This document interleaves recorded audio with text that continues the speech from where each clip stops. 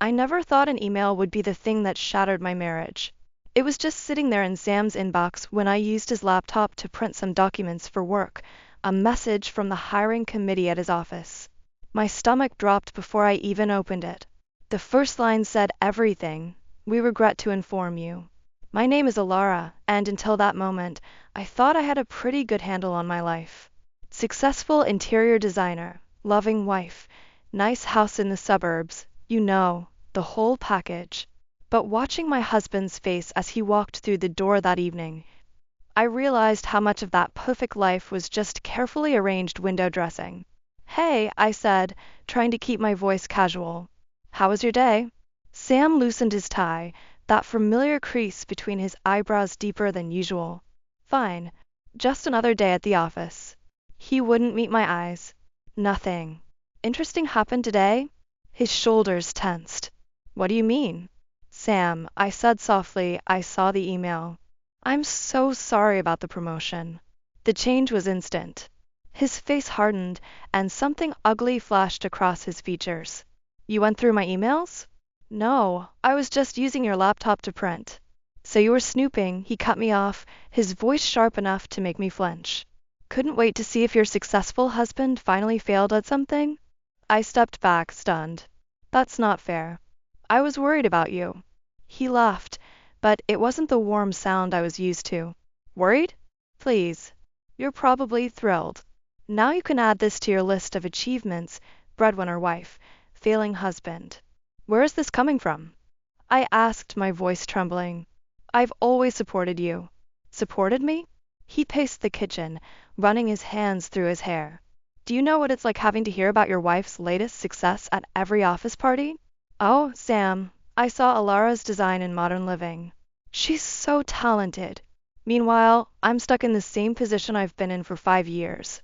"That's not my fault," I said, anger finally seeping into my voice. "I've worked hard for everything I've achieved." "And I haven't?"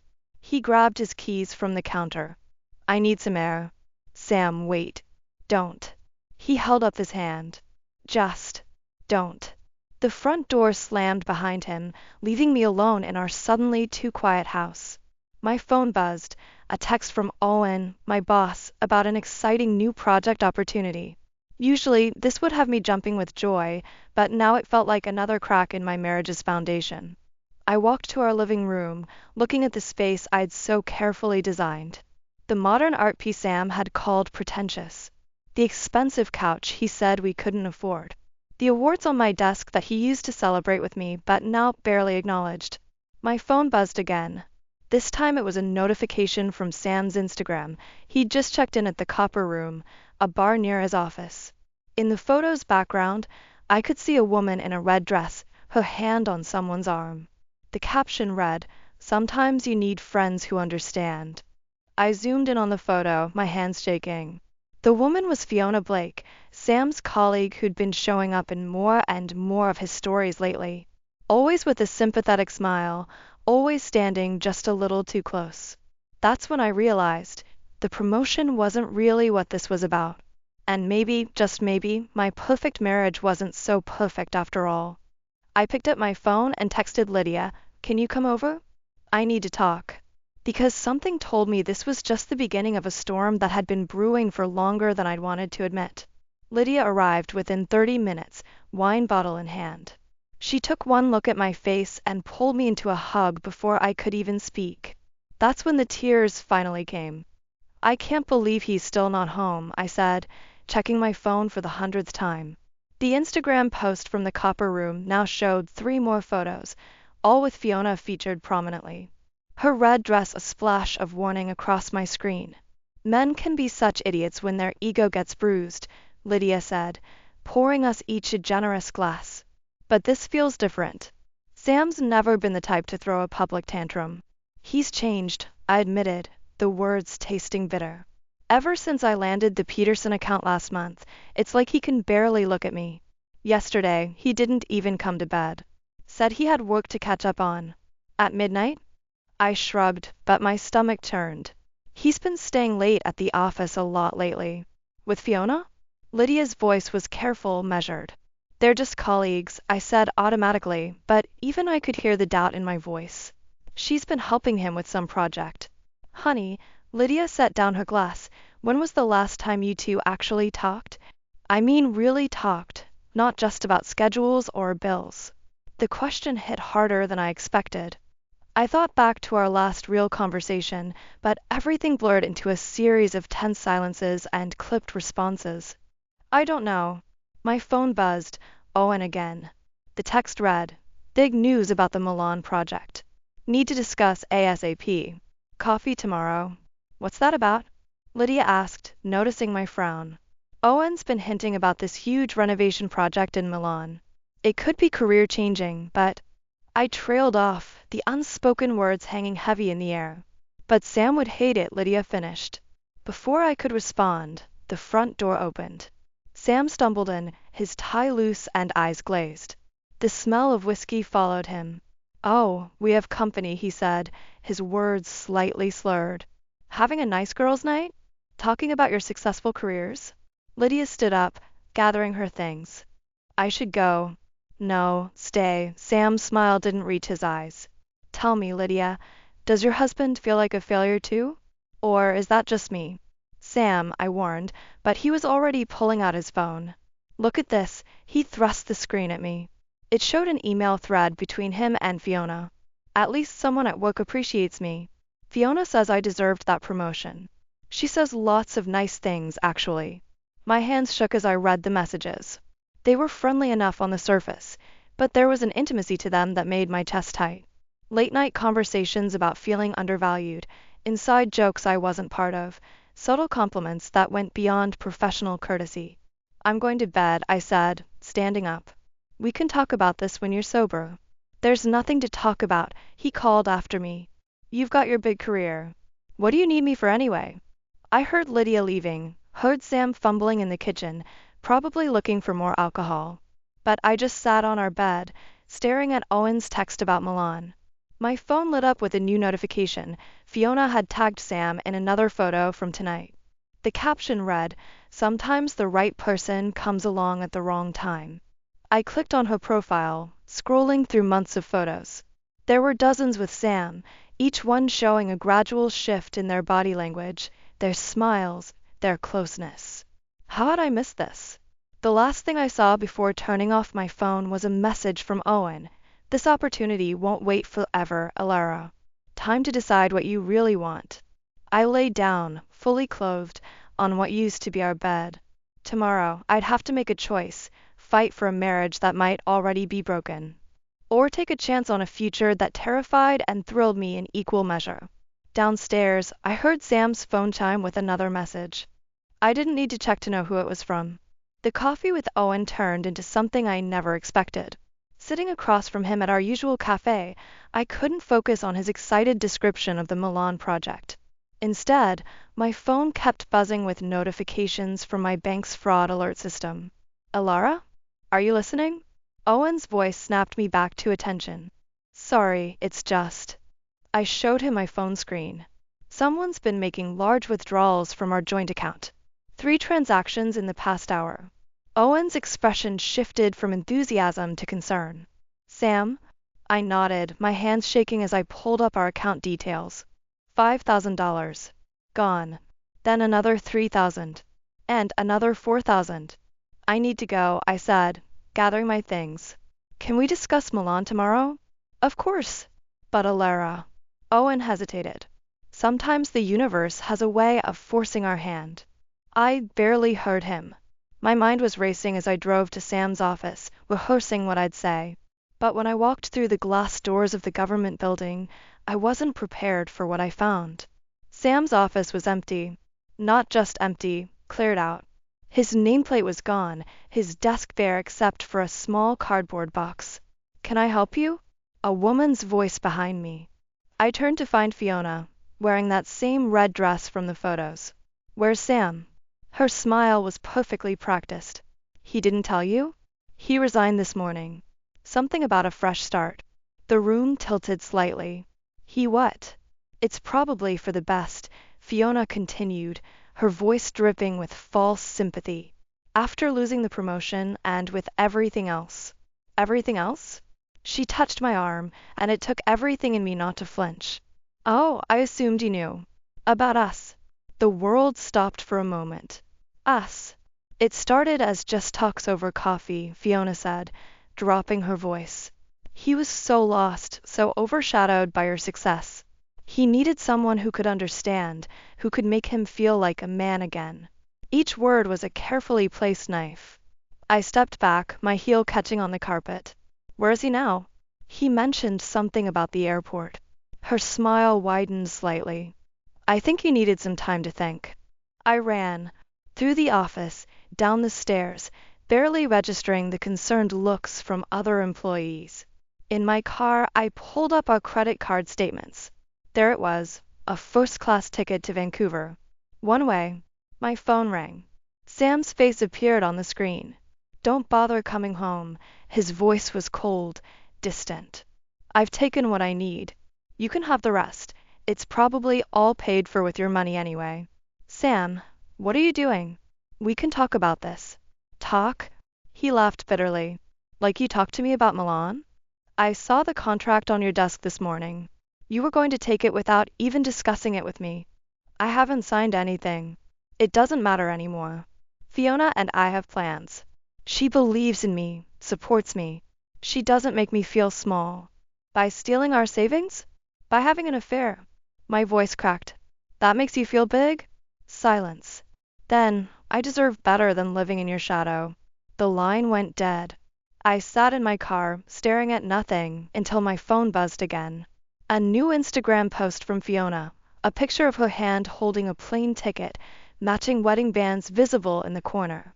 The caption read, "Sometimes the biggest risks bring the greatest rewards." I drove home in a daze, only to find half our closet empty and his wedding ring on the dresser. But what broke me wasn't the missing clothes or the ring. It was finding his laptop open on the bed, displaying emails between him and Fiona dating back months. Plans, promises, secret meetings. A whole hidden life while I worked late trying to build our future.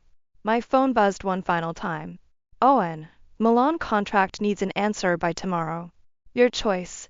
I looked around our bedroom, now just my bedroom, and felt something shift inside me. This wasn't just about a failing marriage anymore. This was about justice, about consequences. I picked up my phone and typed, "I'll take it."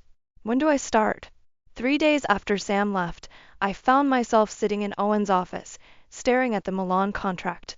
The opportunity was everything I'd dreamed of, a complete renovation of a historic palazzo, unlimited budget, complete creative control. But something else caught my eye, a familiar name in the investor list. Blake Industries, I said, looking up at Owen. Any relation to Fiona Blake? Owen shifted uncomfortably. Her father's company. They're the primary investors. The pieces clicked together with sickening clarity. How long have you known? Alara. Owen leaned forward. Sometimes business and personal lives intersect in ways we can't control. Did Sam know? When he was with her, did he know about this project? Before Owen could answer, my phone buzzed. A text from an unknown number. Check your email. You deserve to know the truth. F.B. My hands shook as I opened my inbox.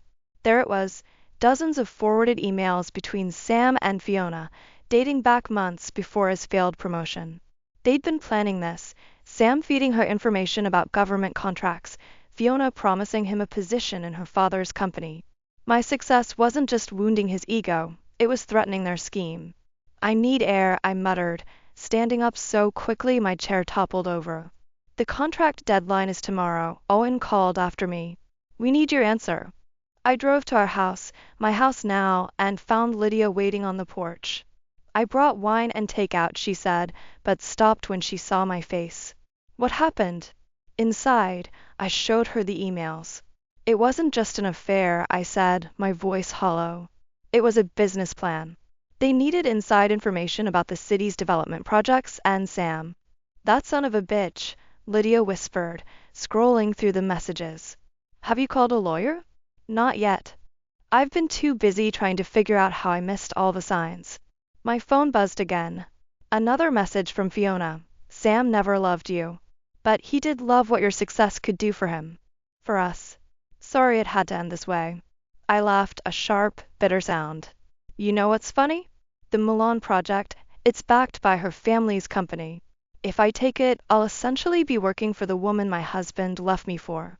Or, Lydia said slowly, you'll be in the perfect position to expose their little scheme. I looked at her. What do you mean? Think about it. Sam and Fiona used your success to set up their plan. Why not use their own project to bring them down? My phone rang, Owen again. Alara, I need your answer about Milan. And there's something else you should know. The government contracts Sam was handling. There are irregularities. The ethics committee is launching an investigation. I thought about Sam and Fiona, probably laughing in Vancouver, thinking they'd played me perfectly. I thought about the years I dimmed my own light to protect his ego. I thought about justice and revenge, and how sometimes they're the same thing. Owen, I said, my voice steady for the first time in days, I'll take the project. But I have one condition. Name it. I want complete access to all financial records and communications related to Blake Industries' involvement. Every email, every meeting minute, every transaction. There was a long pause. You know what you're asking for? Yes, I said, watching the sunset paint our living room walls blood red. I know exactly what I'm asking for. After hanging up, I opened my laptop and began typing, Dear Mr. Blake, I'm honored to accept the position as lead designer for the Milan Palazzo renovation. I look forward to working closely with your company to ensure complete transparency throughout this project. Lydia read over my shoulder. You're really doing this? I thought about Sam's words. I deserve better than living in your shadow. Maybe he was right, but not in the way he meant. Yes, I said, hitting send. It's time to step into the light. The ethics committee didn't waste any time. 2 weeks after I signed the Milan contract, they called me in for questioning. I sat in a sterile conference room, watching the investigator flip through a stack of documents. Mrs. Mitchell, or should I say Miss Mitchell now? She glanced at her notes. We're particularly interested in these emails between your husband and Fiona Blake. Ex-husband, I corrected automatically. And I only discovered those emails after he left. Convenient timing, she said, her pen tapping against the table. Right before you accepted the Blake Industries project. My stomach dropped. What are you implying? Some might see it as suspicious. You taking a position with the very company your husband allegedly shared confidential information with. Almost like a coordinated effort. The room suddenly felt too small. Through the glass walls, I could see Owen pacing in the hallway, running his hands through his hair. I had nothing to do with their scheme, I said, my voice steady despite my racing heart. And yet you're now positioned to benefit from it. My phone buzzed, another message from Sam. They'd been coming more frequently lately, each one more desperate than the last. This one read, They're investigating me. You have to help. Tell them you knew about the development plans all along. I switched off my phone. Miss Mitchell. The investigator leaned forward. Is there something you'd like to share? Actually, yes. I pulled out my laptop. I've been gathering documentation since I started the Milan project. Every irregular transaction, every suspicious meeting between Blake Industries and the government office, including ones that happened before Sam and Fiona's relationship began. Her eyebrows rose. You've been conducting your own investigation? Let's just say I had motivation to look closely at their operation. Later, in Owen's office, he poured us both a drink. You're playing a dangerous game, Alara. Blake Industries isn't just some small-time operation. Neither am I said, but my hands shook as I took the glass. My phone lit up with a text from Lydia. Turn on the news. Now. Owen flipped on the office TV. There was Sam, standing outside the Vancouver courthouse, Fiona notably absent. The headline scrolled beneath, Former Deputy Director faces corruption charges. I trusted the wrong people, Sam was saying, his voice breaking. I let my personal feelings cloud my judgment. But I wasn't the mastermind. Fiona Blake and her father. The feed cut off abruptly. My phone rang, a Vancouver number. Sam. Don't, Owen warned, but I answered anyway. Alara, please, Sam's voice was desperate. Fiona's gone. She took everything, the money, the evidence, everything. Her father's claiming he knew nothing about it. I'm going to lose everything. You already lost everything, I said quietly. The day you decided I wasn't enough. I was wrong. I see that now. But they're going to pin this all on me unless. Unless what, Sam? Unless I help you pin it on someone else. Silence. Then, you're really going through with this Milan project? Yes. Even knowing what they'll do to me? I thought about all the nights I'd dimmed my light for him, all the achievements I'd downplayed to protect his ego. You did this to yourself. Then I hope you can live with what happens next. The line went dead. Minutes later, my email pinged, a message from Blake Industries' board of directors requesting an urgent meeting about the Milan project. Owen read over my shoulder. What are you going to do? I looked at the TV, still showing Sam's face, now with a new headline. Breaking. Blake Industries announces major restructuring. I'm going to Milan, I said, standing up. And I'm going to finish what they started. Even if it means destroying them? I thought about Sam's words. I hope you can live with what happens next. Especially if it means destroying them. The truth was, I'd already lost everything that mattered. Now it was just a question of who would be left standing when the dust settled. Milan in December wasn't the romantic escape I'd imagined. Instead of finding peace, I found myself drowning in Blake Industries' web of lies. Every document I uncovered revealed another layer of corruption, each one leading back to Fiona and her father, and Sam. The palazzo renovation was just a front. The real money was flowing through shell companies, hidden in plain sight within the project's inflated budgets. My phone lit up with a message from Owen. Turn on CNN. There she was, Fiona Blake, standing outside her father's corporate headquarters in London. I want to thank the Ethics Committee for their thorough investigation, she was saying. And I especially want to thank Alara Mitchell, whose work on the Milan project helped expose these irregularities. My coffee cup slipped from my hand, shattering on the marble floor of my temporary apartment. As of today, I am officially cooperating with authorities, Fiona continued. The evidence will show that Sam Reynolds acted alone, using his position and his relationship with me to orchestrate this scheme. Another message from Owen. She's throwing you under the bus too. Check your email. The board's message was brief. Due to concerns about potential involvement in the ongoing investigation, your contract is suspended pending review. My phone rang, Sam's lawyer. They're saying you knew, he said without preamble. That you helped Sam access the confidential files, used your position with Blake Industries to cover the trail. That's ridiculous. They have emails, Alara, from your account to Sam's, discussing development plans months before they were public. My blood ran cold. I never sent any. They look real. Very real. After hanging up, I stood at my window, watching Milan's Christmas lights twinkle mockingly. My phone buzzed again, an unknown number. Hello, Alara. Fiona's voice was silk smooth. I hope you're enjoying Italy. How did you do it? Do what? Expose the truth? Or set you up to take the fall? She laughed softly. You know, Sam told me you were smart. Said you'd figure out our plan eventually. But he never thought you'd try to use it against us. Where is he? Oh, somewhere safe. Unlike you. She paused. You should have stayed in your lane, Alara. Stuck to picking paint colors and fabric samples. Now you're going to lose everything, your career, your reputation, maybe even your freedom. My laptop pinged, another email from Blake Industries board. My access to all project files had been revoked. In the Palazzo group chat, my team members were already distancing themselves, their messages professional but cold. Then came the final blow, a video link from Lydia.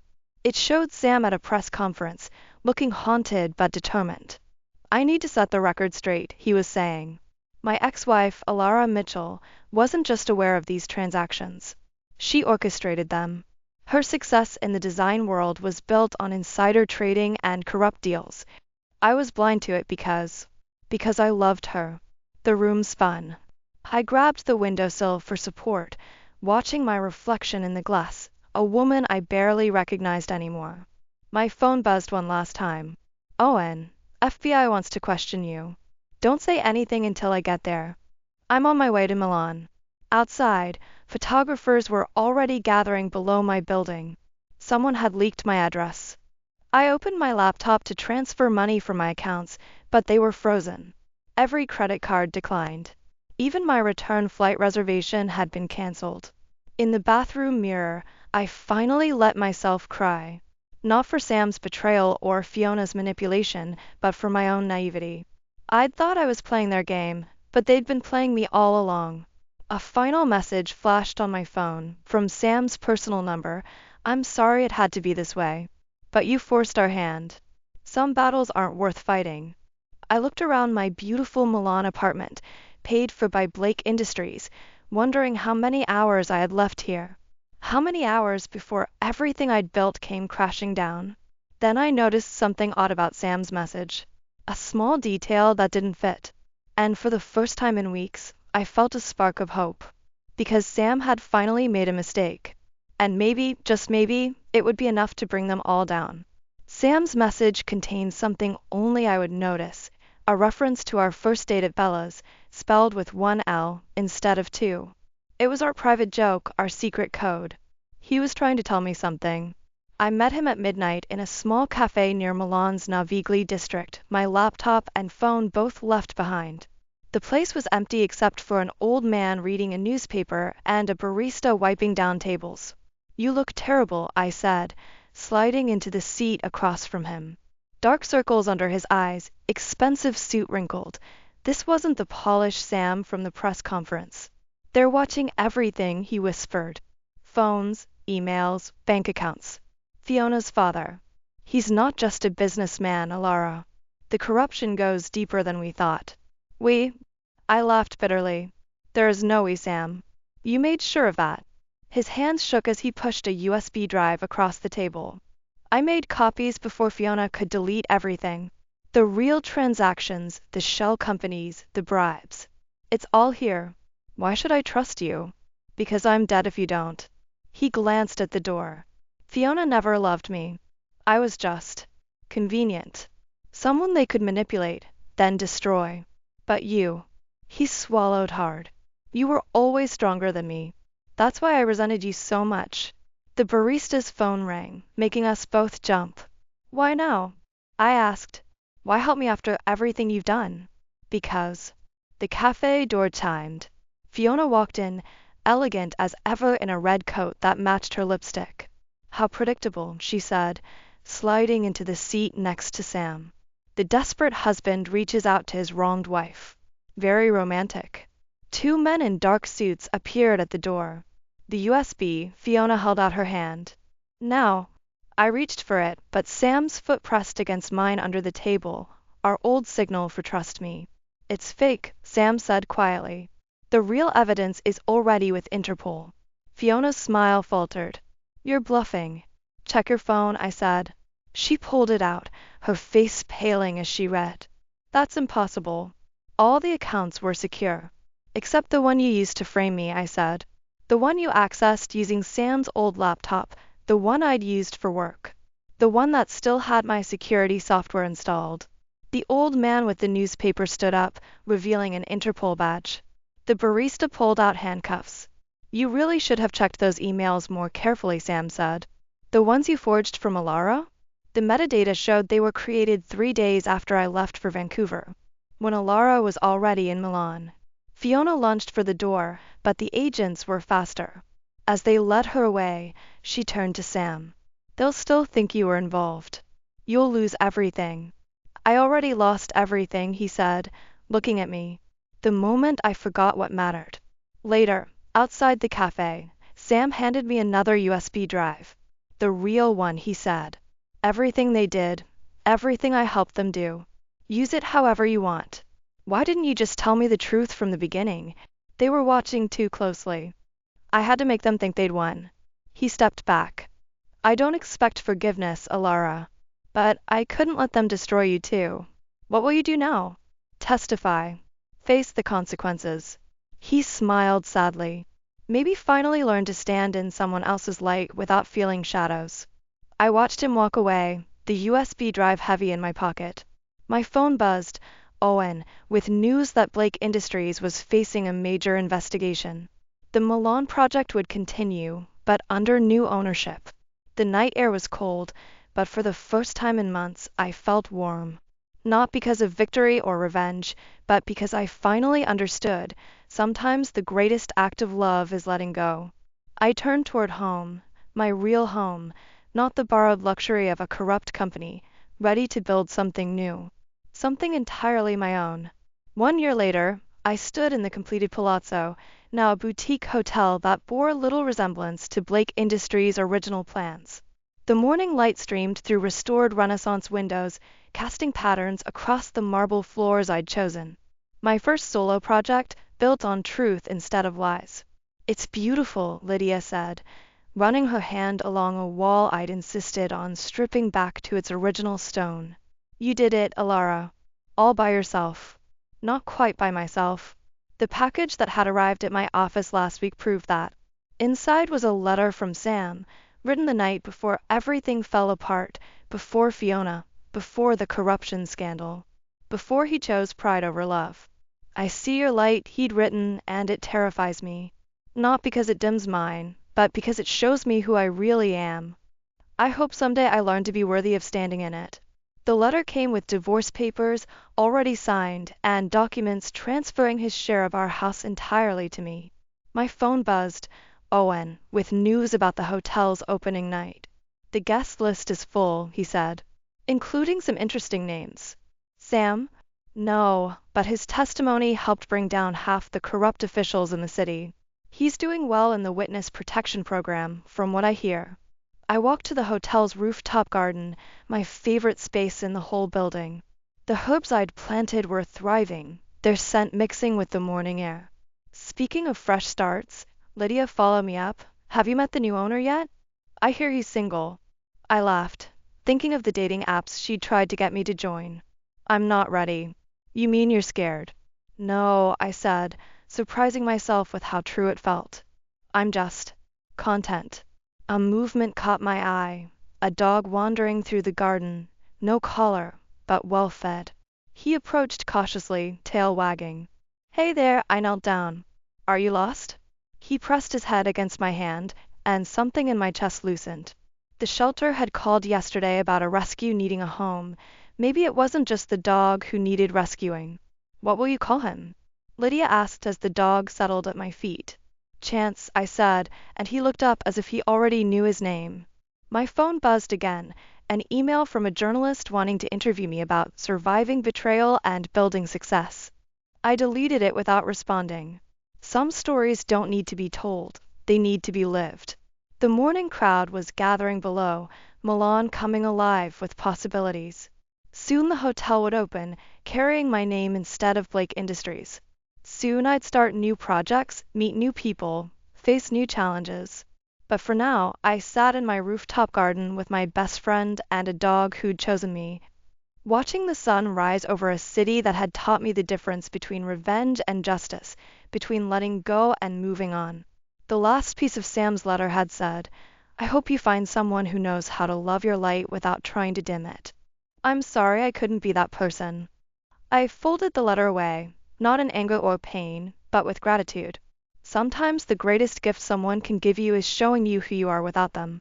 Chance nudged my hand, ready to explore his new home. Below, the hotel staff was arriving, the day beginning, life moving forward. "Ready?" Lydia asked, but she wasn't just talking about heading downstairs. I looked at my reflection in the garden's small fountain, a woman I finally recognized, standing in her own light. "Yes," I said. "I think I am." We walked down together, Chance trotting beside us, into whatever came next. The future wasn't certain, but then again, it never is. The only certainty was that this time, I'd face it on my own terms, in my own way, in my own light. And that was more than enough.